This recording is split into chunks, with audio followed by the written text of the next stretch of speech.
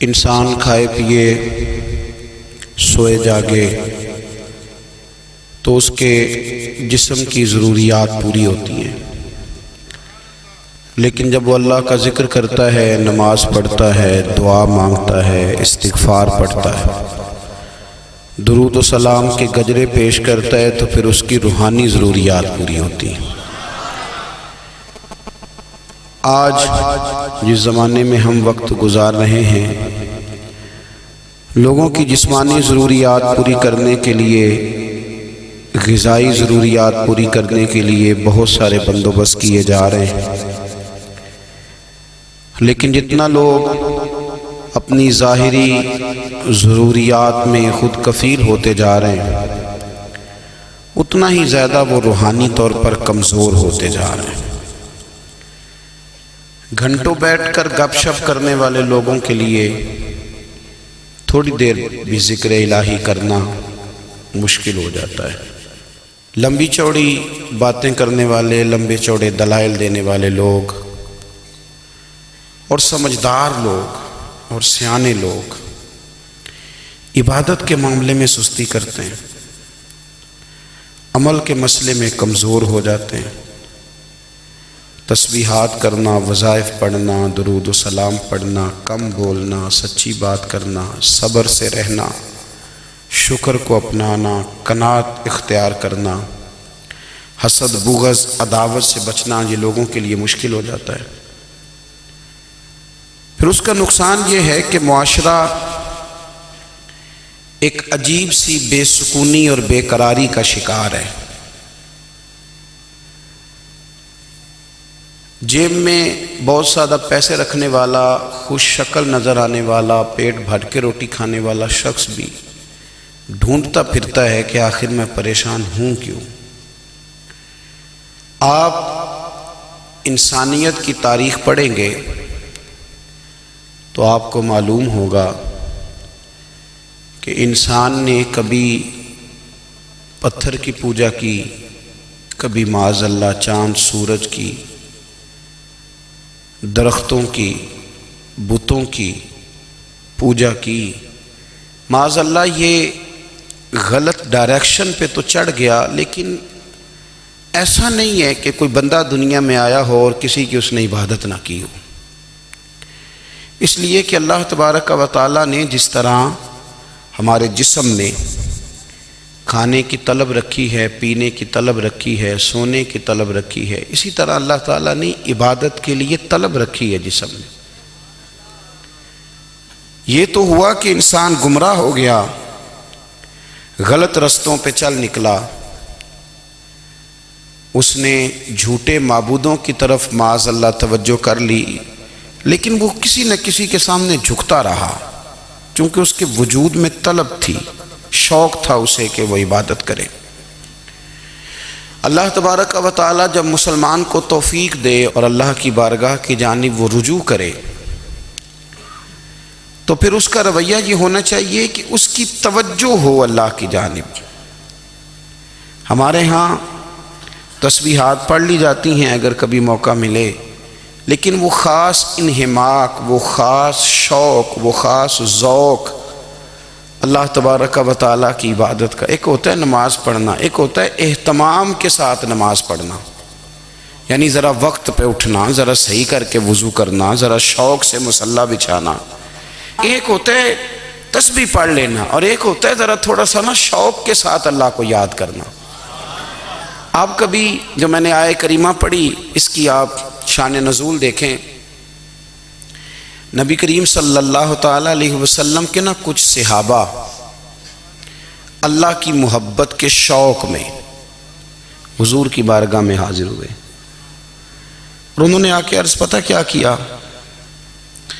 عرض کرنے لگے، یا رسول اللہ صلی اللہ تعالیٰ علیہ وسلم، سالوں بیت گئے ہیں سجدے کرتے ہوئے، حضور سالوں بیت گئے ہیں تسبیح پڑھتے ہوئے، سالوں بیت گئے کہتے ہوئے کہ سبحان اللہ وہ پاک ہے، ہمیں سالوں بیت گئے یہ کہتے ہوئے کہ اللہ اکبر وہی سب سے بڑا ہے، سالوں بیت گئے کہتے ہوئے کہ الحمدللہ ساری تعریفیں اللہ کے لیے سالوں بیت گئے، اس کی تسبیح کرتے، تحلیل کرتے، تکبیر کہتے، حضور اب نہ ہمارا اپنے رب سے ملنے کو جی چاہتا ہے۔ کبھی اے حقیقت منتظر نظر آ نہ لباس مجاز میں، لاکھوں سجدے تڑپ رہے ہیں میری جبین نیاز میں۔ اور اقبال کہنے لگے کہ تیرے عشق کی انتہا چاہتا ہوں، تو میری سادگی دیکھ کیا چاہتا ہوں، میرا ذرا سا تو دل ہے مگر شوخ اتنا، میں وہی لن ترانی سنا چاہتا ہوں۔ میرا بھی دل کرتا ہے کہ اللہ میں تجھے کہوں میں تجھے دیکھنا چاہتا ہوں، جس طرح حضرت موسیٰ کلیم علیہ السلام نے کہا تھا، اور تو مجھے کہے کہ لن ترانی تو نہیں دیکھ سکتا، ذرا سا تو دل ہے مگر شوخ اتنا، میں بھی وہی لن ترانی سنا چاہتا ہوں۔ پھر کہنے لگے بھری بزم میں راز کی بات کہہ دی، بڑا بے ادب ہوں سزا چاہتا ہوں۔ دیکھو سب لوگوں کے بیچ ہی میں نے یہ کہہ دیا۔ میرے عزیز صحابہ نا شوق میں، کتنے سارے لوگ ہیں آپ، کتنی ماشاءاللہ بڑی تعداد میں آپ آئیں، ہم بھی کبھی اس شوق میں گئے ہیں کہ ہمارے رب کو دیکھنے کو دل چاہتا ہے، ہمارا جی چاہے وہ کبھی ہمیں ملے، ہم کبھی اس کی زیارت کریں، اس کی بارگاہ کرم میں ہم حاضر ہوں۔ صحابہ نے عرض کیا یا رسول اللہ صلی اللہ تعالی وسلم ہمارا رب کہاں ہے؟ ہمارا نا اپنے رب کو دیکھنے کو جی چاہتا ہے۔ جب صحابہ نے یہ عرض کیا تو اللہ نے قرآن مجید نازل کیا، فرمایا وَإِذَا سَأَلَكَ عِبَادِي أَنِّي فَإِنِّي قَرِيبٌ، محبوب جب میرے بندے آپ کی بارگاہ میں آ کے میرے بارے میں پوچھیں نا تو ان سے کہہ دینا میں ان کے قریب ہی ہوں، قریب ہی ہوں۔ دلیل کیا ہے؟ اذا دان، یہ جب بھی مجھ سے دعا مانگیں گے میں ان کی دعاؤں کو قبول فرماؤں گا، میں ان کے قریب ہوں، میں ان کے قریب ہوں۔ یہ جب بھی دعا مانگیں گے نا میں قبول کروں گا، میں ان کے قریب ہوں۔ اللہ تبارک و تعالیٰ کے بندے اللہ سے محبت کرتے، رب کی بارگاہ میں جھکتے، اس کو اپنے دکھ سناتے، اس کے پیارے محبوب صلی اللہ تعالیٰ علیہ وسلم کا وسیلہ لے کے اس کے حضور حاضر ہو جاتے، پیشانیاں سجدوں سے روشن ہوتی۔ ہم نا ہر چیز کے لیے وقت نکالتے ہیں، ہر چیز کے لیے، لیکن عبادت کے لیے وقت نہیں نکالتے۔ ہر شے آباد ہے، ہر شے، ہماری فیس بک بھی آباد ہے، واٹس ایپ بھی آباد ہے، ہمارے ٹویٹر بھی آباد ہیں، ہماری ہر چیز آباد ہے۔ سب سے کم آباد ہمارا مصلی رہ گیا ہے، سب سے کم۔ وہ لوگ اب ڈھونڈنے سے ملتے ہیں جن کی بغل میں مصلی ہوتا تھا۔ میرے بھائی آپ کتنا کو دنیا کے پیچھے بھاگو گے تھکا دے گی، کتنا دولت کے پیچھے بھاگو گے تھکا دے گی۔ آپ جب اپنی زندگی میں جمع تفریق کرو گے نا تو مرتے وقت احساس ہوگا کہ سارا کچھ تو لوگوں کے لیے کیا، اپنے لیے تو کر ہی کچھ نہیں سکے۔ اور ہم عبادت کے معاملے میں بہانے بازی بھی کرتے ہیں۔ ہم کہتے ہیں اوہو رزق کمانا بھی تو عبادت ہی ہے نا، تو میں حلال روزی کے لیے جا رہا ہوں، یہ بھی تو عبادت ہے نا۔ میری طرح کے لوگ کہہ دیتے ہیں کہ میں سویرے اٹھ کے مدرسے میں کچھ اسباق دیکھتا ہوں تو یہ بھی تو عبادت ہے، میں بیان کرنے کے لیے مطالعہ کرتا ہوں تو یہ بھی تو عبادت ہے نا، اتنے لمبے سفر کر کے ملک میں دنیا میں گھومتا ہوں تو یہ بھی تو میں عبادت ہی کر رہا ہوں۔ اب اسپیشل نفلوں کے لیے وقت کس طرح نکلے، اسپیشل کر کے تسبیح میں کیسے چلاؤں، میں سارا کچھ ہم بہانے بنا لیتے ہیں نا۔ میرا سوال یہ ہے کہ یہ ساری باتیں صحابہ کو، نبی کریم کو، دیگر لوگوں کو بھی تو پتہ تھی نا، لیکن آپ غور تو کریں 23 سال حضور کو وقت ملا، مختصر وقت ظاہراً تبلیغ کرنے کے لیے، پوری دنیا میں دین بھی پھیلانا ہے۔ گھر میں 11 ازواج ہیں، 4 بیٹیاں ہیں، ان کی اولادیں، سارے کام کاج بھی دیکھنے، لیکن سیدہ طیبہ طاہرہ حضرت عائشہ صدیقہ رضی اللہ تعالیٰ عنہ فرماتی ہیں سارا دن تبلیغ کرتے، ہر غلام کے دکھ سنتے، گھر میں آتے تو اپنے گھر والوں کا خیال کرتے، کام میں ہمارا ہاتھ بٹاتے۔ قربان جاؤں، کہتی ہیں زمانہ سارا سو جاتا لیکن آمنہ کے لال مصلی بچھا لیتے۔ دنیا سو گئی، ساری سب سو گئے، جو خدام تھے، وہ جو غلام تھے وہ سو گئے۔ صحیح مسلم میں لفظ ملیں گے سیدہ پاک فرماتی ہیں او میرے نبی کے غلاموں، میں نے یہ رنگ بھی دیکھا ہے کہ حضور نے اتنا کھڑے رہے، اتنا قیام کیا کہ مقدس پیروں میں ورم آ گئے، سوج گئے پیر، اتنے بڑے۔ دل پہ ہاتھ رکھ کے نہیں بتا سکتا کہ میرے کبھی نماز میں پیر سوج گئے ہوں، کوئی نہیں بتا سکتا۔ بچوں کی روٹی کماتے تھک گئے بات الگ ہے، ہم سیر کرنے گئے تو تھک گئے بات الگ ہے، لیکن عبادت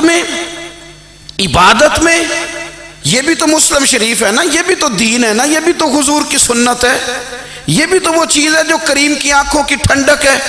سیدہ فرماتی ہیں پیروں میں ورم آ گئے، اور ساری رات ہی حضور نے نماز پڑھی اور ایک ہی آیت بار بار دہرائی۔ مسجد نبوی میں بلال حبشی نے فجر کی اذان دے دی اور حضور ابھی مصلی پہ تھے، کریم فارغ ہوئے۔ میں نے عرض کی یا رسول اللہ صلی اللہ علیہ وسلم، آپ کے تو صدقے اللہ اگلے پچھلوں کے گناہ معاف کرے گا، تو آپ اتنی آہوزاری کیوں فرماتے ہیں؟ آپ تو شفیع ہیں، آپ تو انبیاء کے امام ہیں۔ تو حضور نے فرمایا عائشہ تم نے گنوایا ہے نا میرے اللہ کی مجھ پر کتنی رحمت ہے، افلا اکون عبدا شکورا، فرمایا اگر اس نے اتنی نعمتیں دی ہیں تو کیا میں اس کا شکر گزار بندہ نہ بنوں؟ میں شکر گزار بندہ نہ بنوں اس کا؟ پھر اگر اتنی نعمتیں اس نے دی ہیں، مجھے اتنا نوازا ہے، تو پھر میں اس کے سامنے سجدے نہ کروں؟ او میرے بھائی، بڑے قابل فخر لوگ ہیں ہم کہ ہم نبی پاک کے غلام ہیں، ہم قابل فخر ہیں کہ نبی کریم کے غلام ہیں۔ کیا کبھی اس غلامی کے شکرانے میں بھی دو نفل پڑھے کہ یا اللہ تیرا شکر ہے تو نے ہمیں حضور کا غلام بنایا ہے؟ یاد رکھیں کہ اپنی روحانی زندگی کو آباد کریں، استغفار پڑھیں، تسبیحات کریں۔ حضرت عبداللہ ابن عمر رضی اللہ تعالیٰ عنہ حضرت عمر کے صاحبزادے، مکہ مکرمہ میں ان کی قبر ہے۔ میں نے جب انہیں پڑھا تو مجھے ان سے بڑا پیار ہو گیا،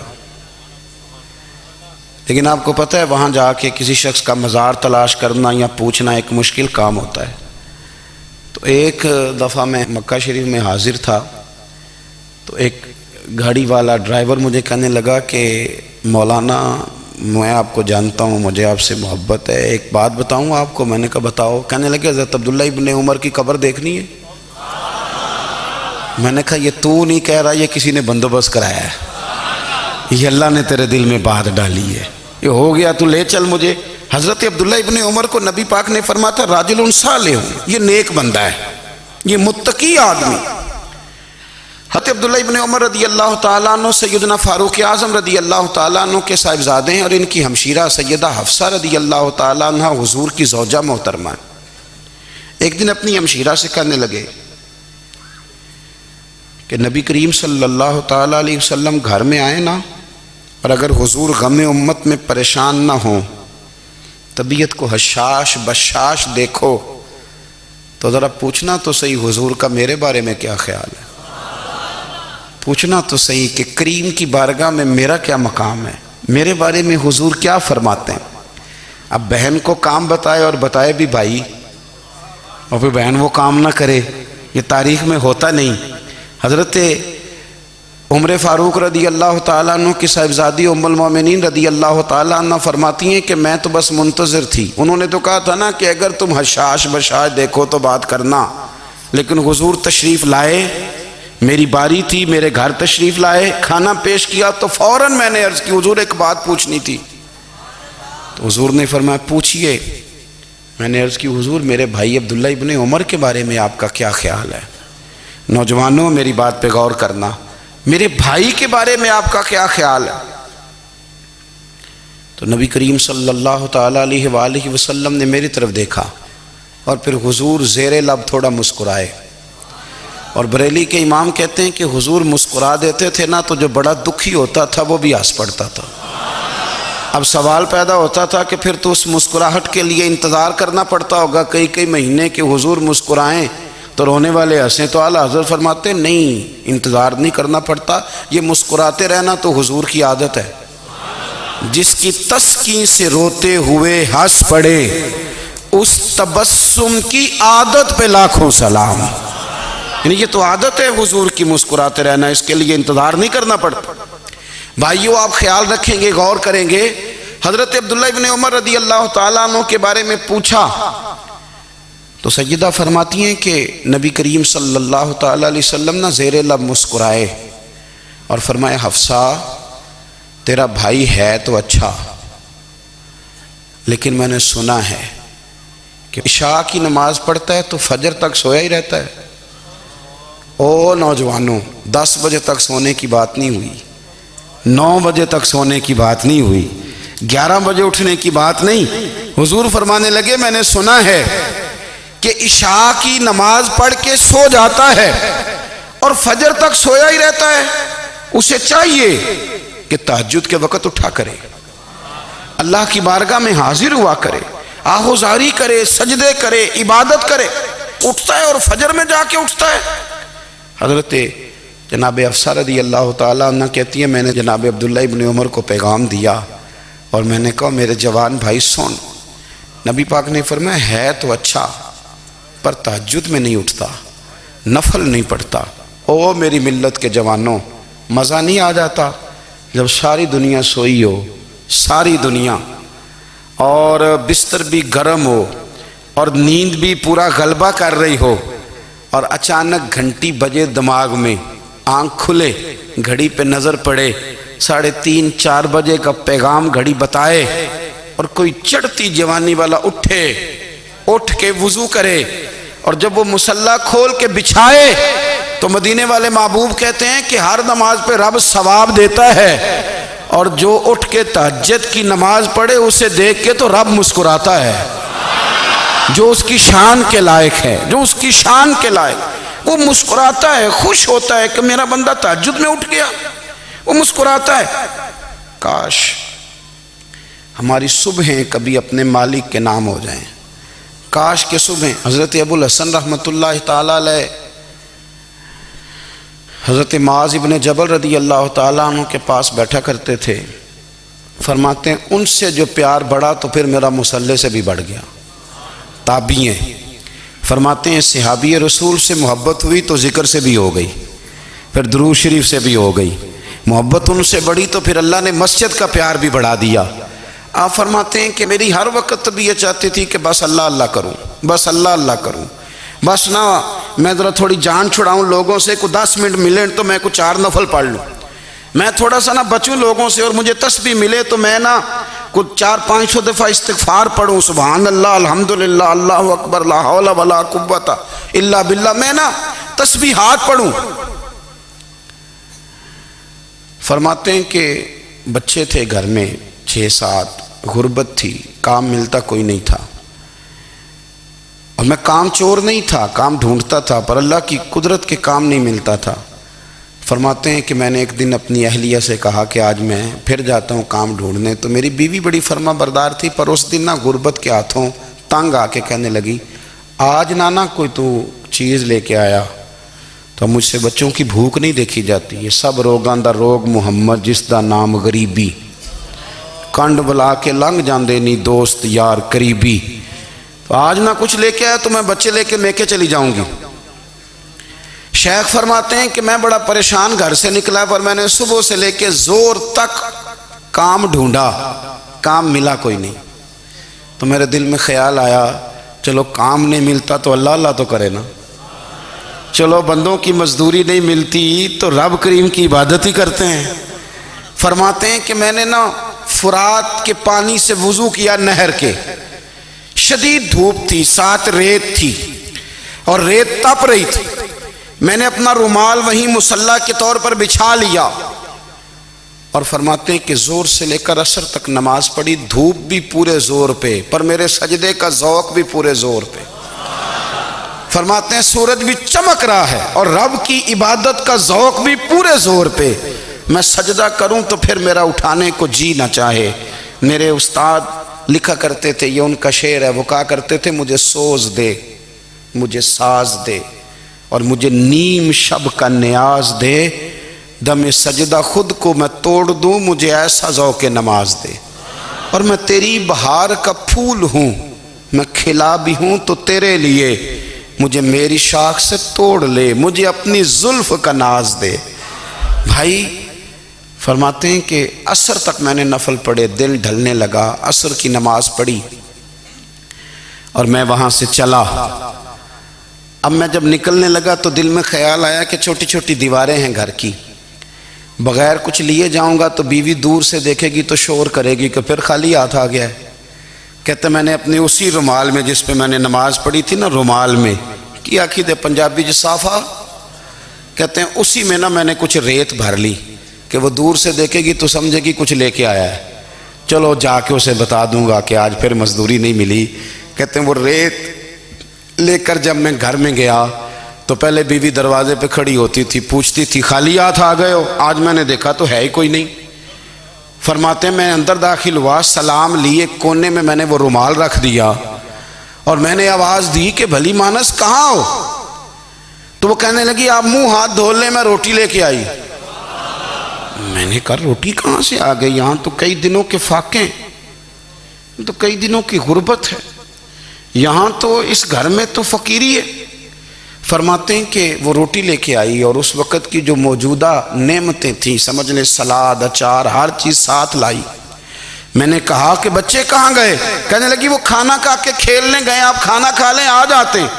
کھانا اس نے چن دیا۔ میں نے حیرت انگیز لہجے میں ساری نعمتیں اپنے دسترخوان پہ دیکھ کر کے بیوی سے پوچھا یہ کہاں سے آیا کھانا؟ بچوں کو تو نے کہاں سے کھانا کھلایا؟ یہ سارا کچھ کیسا ہے؟ تو کہنے لگی پتہ نہیں آج آپ کس کریم کی مزدوری کرنے چلے گئے تھے، پتہ نہیں کس کریم کی، میرے گھر میں تو اتنی نعمتیں آئی ہیں کہ مجھ سے سنبھالی نہیں جا رہی، اتنا اناج ہے، اتنا گندم ہے، کس کریم کے دروازے آج چلے گئے تھے؟ یہ کہتے کہتے وہ اٹھی اور اٹھ کر کے کہنے لگی پہلے ہی بڑا کچھ آیا تھا، اب کیا لے آئے ہو؟ اور جا کر کے نا اس نے وہ ریت والا رومال کھولا، کہنے لگے میں تو لے کے آیا تھا ریت، تو میرے رب نے اسے بھی سونے اور ہیرے بنا دیا تھا۔ جب آپ کی توجہ اللہ کی جانب، میرے نبی پاک صلی اللہ تعالی علیہ وسلم نے فرمایا ہر چیز اپنے رب سے مانگ، ہر چیز مانگ، ہر چیز مانگ۔ یا رسول اللہ کیا کچھ؟ میرے محبوب نے فرمایا تیرے گھر میں نمک بھی ختم ہو جائے تو وہ بھی اپنے رب سے مانگا کر، تو مانگنا وہ تجھے دے گا، تو اس کی بارگاہ میں کشکول طلب دراز تو کرنا۔ اور ترمذی شریف میں عجیب لفظ ہیں، رسول کائنات نے فرمایا، رب کریم فرماتا ہے جب میرا بندہ ہاتھ اٹھاتا ہے نا تو مجھے حیا آتی ہے کہ میں خالی کیسے لوٹا دوں اس کے۔ اتنے بڑے بادشاہ کی بارگاہ میں، او بھائی لوگوں سے عزتیں تلاش کرتے ہو تو وہ کیا تمہیں عزت دیں گے؟ وہ تو کل اچھا کہتے ہیں پرسوں برا کہنے لگ جاتے ہیں۔ لوگوں کے سامنے گڈ بک میں آنا چاہو گے تو وہ تو سویرے تمہارے بارے میں کچھ کہیں گے، شام کچھ اور کہیں گے۔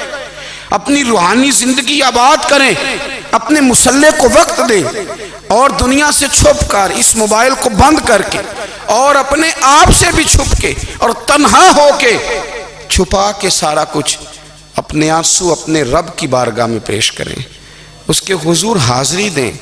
سنو نا ترمذی کی حدیث اور اسے یاد رکھنا، نبی پاک علیہ السلام نے فرمایا اپنے دکھ لوگوں کے سامنے نہ بیان کرنا، سیٹھوں نوابوں کو نہ بتاتے پھرنا، دنیا داروں کے سامنے جا کے نہ رونا کہ میں تکلیف میں ہوں۔ فرمایا اگر دنیا داروں کو دکھ بتاؤ گے رب تمہیں کبھی غنی نہیں کرے گا، اور لوگ ہیں کہ الٹا مذاق اڑائیں گے۔ آپ کی جس سے بڑی پکی یاری ہے نا، پکی، وہ تب تک پکی ہے جب تک آپ نے 50,000 مانگا نہیں، اور جس وقت آپ نے کہہ دیا کہ میں مجبور ہوں میری مدد کر تو پھر ختم ہو گئی دوستی۔ لوگوں کی تعلقات آپ کے ساتھ تب تک ہیں جب تک آپ ان سے کوئی ضرورت وابستہ نہیں کرتے۔ کریم محبوب فرمانے لگے بندوں کے سامنے دکھ نہ بیان کرنا، اللہ تجھے کبھی غنی نہیں کرے گا۔ تو اپنے دکھ اپنے رب کو بتا، تو دعائیں مانگ، تو اس کی بارگاہ میں حاضر ہو، تو اس کے حضور عرض کر۔ فرمایا اپنے دکھ اپنے رب کو بتا، وہ جلدی کرے یا دیر سے کرے تجھے ساری دنیا سے بے نیاز کر دے گا، تجھے کسی کا محتاج نہیں رہنے دے گا۔ اپنے مسلح کو، اپنی دعاؤں، ایک بزرگ فرماتے ہیں میں نے دعا مانگنے کا طریقہ اپنی بیوی سے سیکھا، دعا مانگنے کا طریقہ اپنی، سیکھنے والے تو اپنے بچوں سے بھی سیکھ لیتے ہیں، سیکھنے والے تو ہر ایک سے سیکھتے ہیں۔ وہ کہتے ہیں میں نے دعا مانگنے کا سلیقہ اپنی بیوی سے سیکھا ہے، حضرت وہ کس طرح؟ فرمانے لگے میری بیوی نے نا مجھے کوئی کام بتایا، کچھ پیسوں کی ضرورت کے لیے کہا، تو میں نے اسے کہا کہ بھئی ابھی میرے پاس نہیں ہے، کچھ دنوں میں آتے ہیں تو میں دے دوں گا۔ عورتوں کی عادت ہوتی ہے، وہ بار بار یاد کراتی ہیں، 2-4 دنوں کے بعد پھر اس نے کہا حضرت وہ میں نے کہا تھا کچھ پیسے، میں نے اسے کہا کہ ابھی میرے پاس نہیں ہے، کچھ دنوں میں ملتے ہیں تو میں تمہیں دے دوں گا۔ اس نے کچھ دنوں کے بعد پھر کہا حضور وہ میں نے کچھ پیسے کہے تھے۔ فرماتے میں نے ڈانٹ دیا، میں نے کہا کہ کیا تو روز مجھے شرمندہ کرتی ہے، کہا نا میرے پاس نہیں ہے، ہوں گے تو دے دوں گا، تو روز یاد کراتی ہے۔ فرماتے ہیں اس نے پہلے تو میری ڈانٹ کو سہا، پھر میرے سخت جملوں نے اس کی آنکھوں میں آنسو پیدا کر دیے، پھر اس نے اپنے آنچل میں اپنے اس دکھ کو سمیٹا، اور پھر اس نے ایک جملہ کہا تو میں رو پڑا، اور مجھے اپنے رب سے مانگنے کا طریقہ آ گیا۔ مجھے کہنے لگی حضرت جی آپ نے ڈانٹ دیا، میں نے سہ لیا، پر آپ ہی میرے شوہر ہیں، بتائیں نا آپ سے نہ کہوں تو میں کس سے جا کے کہوں۔ فرماتے ہیں میں رو پڑا، اور میں کھل کے رویا، اور میں تڑپ کے رویا، اور پھر میری سسکیاں بند گئیں۔ تو مجھے کہنے لگی آپ کو کیا ہوا؟ میں نے کہا مجھے بھی دعا مانگنی آ گئی ہے، جب میں اسے کہوں گا نا اللہ تو ہی میرا رب ہے، میں تجھ سے نہ کہوں تو میں کس سے جا کے کہوں؟ میں کیوں کسی بندے سے سوال کروں؟ میں کیوں کسی دنیا دار سے کہوں؟ میں تیرے بندوں کا، نیک بندوں کا وسیلہ لے کے، تیرے محبوب کی غلامی لے کے تیری بارگاہ میں آیا، تجھ سے نہ مانگوں تو کس سے مانگوں؟ سمجھ آ گئی ہے، جب میں اس رنگ میں مانگوں گا تو پھر رب میرے اوپر بڑا ہی فضل فرمائے گا، وہ میرے اوپر بڑی رحمت کرے گا، وہ میرے لیے آسانیاں کرے۔ عزیز دوستو، ہم اس طرح کرنے لگ گئے ہیں کہ ہم نے نا اپنے تعلقات پر اعتماد کرنا شروع کر دیا ہے۔ میرے تعلقات بہت ہیں، ہم نے اپنی دولت پر اعتماد کرنا شروع کر دیا ہے، میرے پاس دولت بہت ہے، ہم نے اپنے علم پر، اپنی شہرت پر اعتماد کرنا شروع کر دیا ہے کہ میرے پاس فلاں چیز بہت ہے۔ یاد رکھنا جب بے نیاز اپنی صفت بے نیازی دکھاتا ہے تو بڑی بڑی دولتوں والے مجبور نظر آتے ہیں۔ بھائیو جب انسان کا رشتہ اپنے مالک کے ساتھ ہوتا ہے پھر تو غم بھی کچھ نہیں کہتے، پریشانیاں بھی کچھ نہیں کہتی، پھر تو زندگی صبر والی، پھر تو زندگی توکل والی، پھر تو زندگی بھروسے والی، پھر انسان اپنے آپ کو رسوا نہیں کرتا، دنیا داروں سے امیدیں اس کی ختم ہو جاتی، امیدیں اللہ رسول سے لگا لیتا، مضبوط ہو جاتا ہے، مضبوط طاقتور ہو جاتا ہے، خوددار ہو جاتا ہے، باوقار باعزت ہو جاتا ہے۔ حضرت بہلول دانا رحمت اللہ علیہ بیٹھے تھے تو ہارون رشید حج کر کے آ رہا تھا، تو رستے میں حضرت شیخ سے ملاقات ہو گئی، تو السلام علیکم کے بعد کہنے لگا حضور کوئی حکم ہو تو بتائیے گا۔ تو حضرت بہلول دانا فرمانے لگے تیرا رب کون ہے؟ اس نے کہا اللہ۔ تو فرمایا میرا کون ہے؟ کہا اللہ۔ فرمانے لگے تو بڑا ہی بیوقوف ہے، کیا تو یہ سمجھتا ہے کہ رب ہارون رشید کو تو دے گا اور بہلول دانا کو بھول جائے گا؟ تیرا بھی وہی رب ہے، میرا بھی وہی رب ہے، اس نے اگر تجھے دے کے آزمایا ہے تو ہو سکتا ہے مجھے نہ دے کے آزما رہا ہو، جب اس کی حکمت کے تقاضے ہوں گے تو عطا کرے گا اور دے گا، تو جا اپنا کام کر۔ بھائی اپنی روحانی زندگی، اپنی عبادات، اپنے وظائف، اپنے روزمرہ کے معاملات، اپنی دعائیں، اپنا استغفار، دیکھو کوئی مشکل کام تو نہیں، 2 رکوع ہیں سورہ واقعہ کے اگر رات کو پڑھ لی جائے تو۔ میں کس طرح یہ بات بیان کروں کہ تعویذ بانٹنا آسان ہے اور وظیفہ بتانا مشکل ہے؟ سارا دن تعویذ بانٹیں تو لوگ لینے کو تیار ہیں، اور اگر آپ وظیفہ بتائیں تو کہتے ہیں تو مشکل کام ہے۔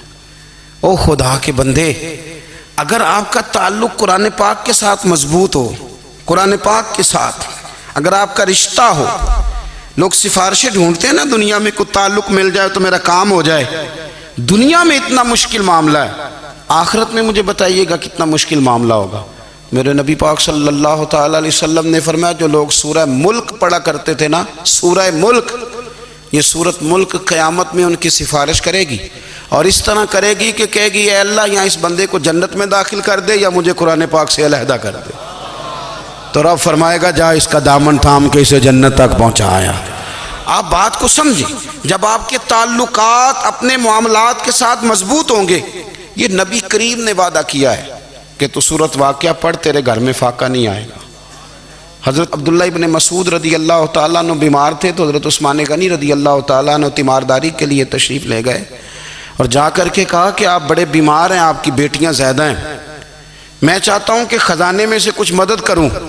تو سیدنا عبداللہ ابن مسعود رضی اللہ تعالیٰ عنہ اٹھ کے بیٹھ گئے اور کہنے لگے امیر المومنین، اللہ آپ کو میری طرف سے، میری بیٹیوں کی طرف سے بہتر صلہ دے، میری بیٹیوں کو کسی خزانے کی ضرورت نہیں، میں نے انہیں خزانہ دے دیا ہے۔ کہا جناب آپ نے کون سا خزانہ دیا ہے، میں آپ کے مالی معاملات کو جانتا ہوں۔ تو فرمانے لگے امیر المومنین، میرے نبی کریم نے فرمایا ہے جو سورت واقعہ پڑھے اسے کبھی فاقہ نہیں آتا، میں نے بیٹیوں کو یاد کرا دی ہے، یہ خزانہ میں نے انہیں دے دیا ہے۔ وہ سارے والدین سنیں جو بیٹیوں کے لیے پریشان رہتے ہیں۔ حضرت عبداللہ ابن مسعود نصیحت کر رہے ہیں، فرمانے لگے میں نے سورت واقعہ یاد بھی کرا دی ہے، پڑھنے کی عادت بھی ڈال دی ہے۔ حضور نے فرمایا ہے جو سورت واقعہ پڑھے اسے فاقہ نہیں آتا۔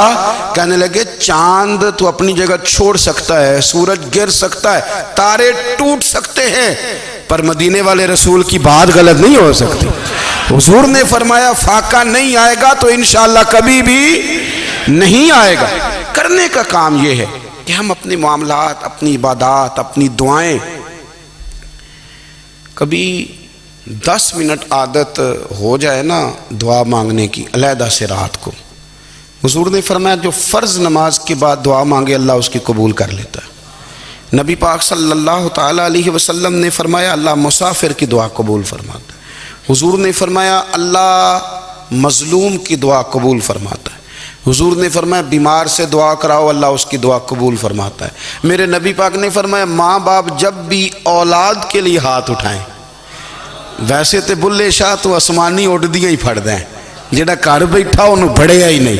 حضور فرمانے لگے ماں باپ جب بھی اولاد کے لیے دعا فرمائیں اللہ ان کی دعا کو قبول کرتا ہے۔ آپ اپنا تعلق بنائیں دعا کے ساتھ، عبادت کے ساتھ، مصلی کے ساتھ رشتہ بنائیں، استغفار پڑھیں۔ صلاح الدین ایوبی صلیبی جنگوں میں تھے، رات کو مسجد اقصیٰ میں نماز پڑھی تو پریشان تھے۔ ایک بزرگ سے ملاقات ہوئی تو وہ کہنے لگے کہ آپ بڑے پریشان ہیں۔ کہنے لگے حضور پریشان اس لیے ہوں کہ پہلے ہی مسلمان کمزور ہے، اب میں نے سنا ہے دشمن کا ایک بحری بیڑا وہ جنگی سامان سے بھرا ہوا آ رہا ہے، تو اب ان کے پاس اور تلواریں اور نیزے آ جائیں گے، مسلمانوں کے پاس پہلے ہی وسائل کی کمی ہے، پریشان ہوں کس طرح کر کے مقابلہ کریں گے۔ یہ بات کہتے ہی صلاح الدین ایوبی نے بزرگوں سے کہا حضور آپ بھی دعا کرنا، دعا کی بڑی طاقت ہے۔ میرے نبی پاک نے فرمایا دعا مومن کا ہتھیار ہے، دعا مومن کا حضور نے فرمایا تقدیر کو سوائے دعا کے کوئی چیز نہیں بدل سکتی، دعا مومن کا ہتھیار ہے، یہ کافر کے پاس کوئی نہیں، یہ ہتھیار ہے مومن کا۔ اللہ کرے آپ کو سمجھ آئے، پھر سنیں کئی بار کہہ چکا ہوں یہ ہتھیار ہے۔ کافر کے مقابلے میں جو تیرے پاس سب سے بڑا ہتھیار ہے وہ دعا ہے۔ دعائیں کرانی چھوڑ دی، کرنی چھوڑ دی، لینی چھوڑ دی۔ حضرت سیدنا انس بن مالک رضی اللہ تعالیٰ عنہ فرمایا کرتے تھے میں نے وہ رنگ دیکھا ہے جب حضور دعا مانگتے تھے اور حضور کی مقدس آنکھوں میں آنسو بھی ساتھ ہی بہا کرتے تھے، میں نے وہ انداز دیکھا۔ تو صلاح الدین ایوبی بزرگ سے کہنے لگے آپ بھی دعا کیجیے، اور خود رونے لگے اور سر سجدے میں رکھ کے رونے لگے، اور عشاء سے لے کر فجر تک روئے، خوب روئے۔ صبح وہ بزرگ آئے تو صلاح الدین ایوبی کا خوبصورت اور ہنستا ہوا چہرہ دیکھا، کہنے لگے آپ بڑے خوش ہیں، رات تو میں نے بڑے روتے ہوئے دیکھا تھا۔ تو کہنے لگے حضور وہ جو بحری بیڑا آ رہا تھا نا وہ پانی میں ڈوب گیا ہے، اب وہ نہیں آ رہا، ابھی خبر آئی ہے تو میں بڑا خوش ہوں۔ بزرگ کہنے لگے اٹھ سینے سے لگ، اور سن ایک بات، وہ بحری بیڑا پانی میں نہیں ڈوبا، وہ تیرے آنسوؤں میں ڈوب گیا ہے۔ وہ جو تو رات رویا ہے نا رب کریم کی بارگاہ میں تو وہ ڈوب گیا ہے۔ بھائی اپنا مصلی کا، عبادت کا، وظائف کا، اللہ کا سلسلہ اس کو مضبوط کرے، اپنی دعاؤں کے تعلق کو مضبوط کریں۔ دعائیں بڑے انقلاب برپا کر دیتی ہیں۔ ہم تھوڑے نا جب سے خشک ہوئے ہیں نا، خشک، اور میری تو جماعت ہی صوفیاء کی جماعت تھی، ہم تو داتا علی اجمیری کی جماعت سے، ہم تو خواجہ اجمیری کی جماعت سے، ہم تو شیخ احمد فاروق سرہندی کی جماعت سے، ہم تو صوفیاء کی جماعت، ہماری جماعت نے بھی وہ تعلق جو ہمارے بزرگوں نے بنایا تھا۔ بزرگ اللہ کے قریب کیسے جاتا ہے؟ تو ہمارے یہاں نا بہت سارے لوگ کہتے ہیں جی نظر ہو گئی تو کام ہو گیا۔ بھئی جو بخاری مسلم میں طریقہ ہے نا اللہ کا قرب پانے کا، وہ تو نفل ہے۔ نبی کریم علیہ السلام نے فرمایا بندہ نفلوں کے ذریعے رب کے قریب جاتا ہے، اور اتنا قریب جاتا ہے کہ پھر اللہ اس کی زبان بن جاتا ہے، اللہ اس کی آنکھیں بن جاتا ہے، کان بن جاتا ہے، ہاتھ اور پیر بن جاتا ہے۔ تو یہ تو عبادت ہے، یہ تو اللہ کی بارگاہ کی حاضری ہے جو آپ کو اللہ کے قریب کرے گی۔ تو اپنے نماز کو اہمیت دے کے ادا کریں، نمازیں موبائل بند کر کے ادا کریں۔ لیکن نا کچھ لوگ کہتے ہیں مجھے ٹائم نہیں ملتا نماز کا، تو میں کہتا ہوں یہ آپ نے بڑی جرت کی بات کی ہے۔ مجھے کو میرا پیر بھائی کہہ دینا میرے پاس ٹائم نہیں آپ کو ملنے کا، تو میں کہتا ہوں آج کے بعد آنا ہی نہ۔ تو کیا سمجھتا ہے تو بہت بڑا آدمی ہے، تیرے پاس ٹائم نہیں ہے اور ہمیں ملنے کا ٹائم، موج کر۔ تو آپ نے اللہ رسول کو کہہ دیا ٹائم نہیں۔ اور عجیب فلسفہ ہے نا، کہا جائے نماز پڑھنے آؤ تو کہتے ہیں کپڑے ٹھیک نہیں، اور کہا جائے کہ آؤ ذرا دعوت پہ چلیں تو کہتے ہیں 1 منٹ ٹھہر میں کپڑے بدل کے آیا۔ نماز کے لیے کہا تو کہتا ٹھیک نہیں، دعوت کے لیے کہا تو کہتا میں ذرا تیاری کر لوں، یوں جانا مناسب نہیں۔ یہ معاملہ ٹھیک نہیں۔ رب تو فرماتا ہے کہ جب تم مسجد میں آ تو زینت اختیار کر کے آ، خوب ذوق سے دعا مانگیں، خوب شوق سے نماز پڑھیں، خوب استغفار کا مزاج بنائیں،